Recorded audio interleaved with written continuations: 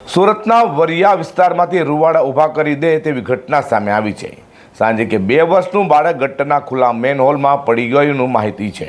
હજી સુધી તેની શોધખોળ ચાલી રહી છે। બાળકની ઓળખ કેદાર તરીકે થવા પામી છે, ત્યારે એનડીઆરએફની ટીમ પણ ઘટના સ્થળે પહોંચી જવા પામી છે અને તેની શોધખોળ ચાલુ છે। સુરત શહેરમાં ફરી સુરત મહાનગરપાલિકાની ઘોર બેદરકારી સામે આવી છે। વાત એમ છે કે સુરતના ન્યૂ કતારગામ વિસ્તારમાં 5 ફેબ્રુઆરીના સાંજના 5:30 વાગ્યાની આસપાસ 2 વર્ષનું બાળક 3 ફૂટની ખુલ્લી ગટરમાં પડી ગયું હતું। આ ઘટનાને પગલે પરિવારજનો અને સ્થાનિકો દ્વારા બાળકની શોધખોળ હાથ ધરવામાં આવી હતી, પરંતુ બાળક ન મળી આવતા ફાયર વિભાગને જાણ કરવામાં આવી હતી। સુમન સાધના આવાસમાં રહેતો શરદભાઈ વેગડનો 2 વર્ષનો કેદાર બાળક માતા વૈશાલીબેન સાથે સાંજે 5:30 વાગે બુધવારીમાં ગયો હતો। માતા સાથે બુધવારી બજારે ગયેલો બાળક આઈસ્ક્રીમ લેવા જતી વેળાએ ખુલ્લી ગટરમાં પડી ગયો હતો। તો સુરત ફાયર એન્ડ ઇમરજન્સી સર્વિસના કર્મચારી અને સ્થાનિકો પણ બચાવ કામગીરી કરવાના પ્રયાસ કરી રહ્યા છે। જોકે પાણીના તેજ વહેણને કારણે બાળક ઘણું આગળ સુધી પહોંચી ગયો હોવાની આશંકા વ્યક્ત કરાઈ રહી છે।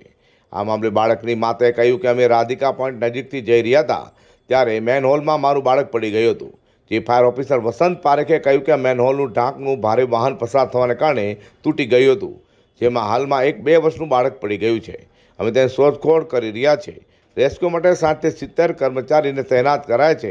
હાલ કોઈ જાણકારી સામે આવી નથી। મારો છોકરો આઈસ્ક્રીમ ખાવા જતો હતો ને ગટાનું ઢાંકણું ખુલ્લું હતું, તે મને ખબર નહોતી ને અચાનક પડી ગયો અંદર। ક્યાંથી ક્યાં જતા હતા ના ઘટના? ક્યાંયથી ને બુધવારી ભરાઈને અમે આવેલા એમાં। પછી કેટલા વાગ્યાની આ ઘટના છે? 5:30 વાગી ગયા હશે।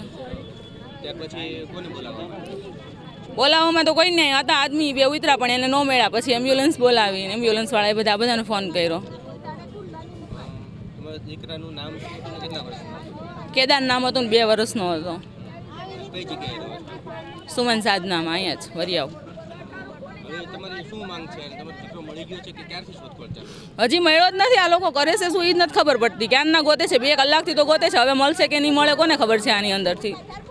કોની આમાં બેદરકારી કોની લાગી રહી છે? બધાની જ, બધા સરકાર માત્ર બધાને આની અંદર જેટલા પણ આવતા હોય ને બધા જ। જોકે કલાકો વીતી ગયો છતાં પણ બાળકની કોઈ જ ભાળ ન મળતા બાળકના સમાજના લોકો ભેગા થયા હતા અને રોડ ચક્કાજામ કરી પાલિકાનો વિરોધ શરૂ કર્યો હતો।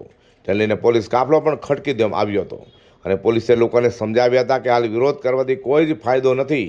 એકવાર બાળક મળી જાય ત્યારબાદ જે કોઈ પણ અધિકારી કે કર્મચારીની બેદરકારી સામે આવશે તે વિરોધ કાયદેસરની કાર્યવાહી કરાશે, તેમ પોલીસે કહેતા લોકો સમજ્યા હતા। મારું નામ નિતેશ ટાંક છે। નિતેશભાઈ, આટલા કલાક થઈ ગયા, હજી બાળક મળ્યું નથી। બાળક મળવા માટે 10 વાગે જ્યારે ફાયર બ્રિગેડના પટેલ સાહેબે એમ કીધું કે સાહેબ અમને આ ગટરની સાચી માહિતી આપો કે આ ગટર કઈ રીતે જાય છે ને ક્યાં જાય છે, તો કે આ ગટર કે ડાયરેક્ટ પ્લાન્ટમાં જાય છે।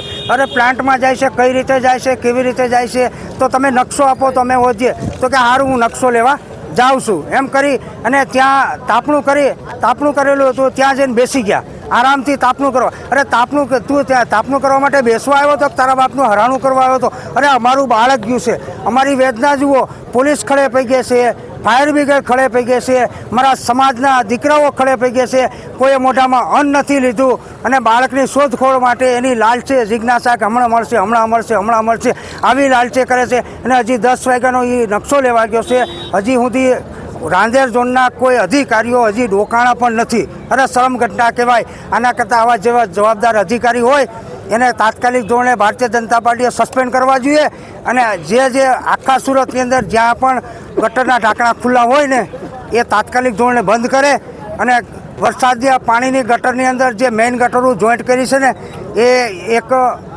કાયદેસર ગુનો બને છે અને એને કાયદેસર એક તાત્કાલિક બંધ કરાવો, જેથી કરી જો આ વરસાદી પાણીમાં અત્યારે પાણી નથી।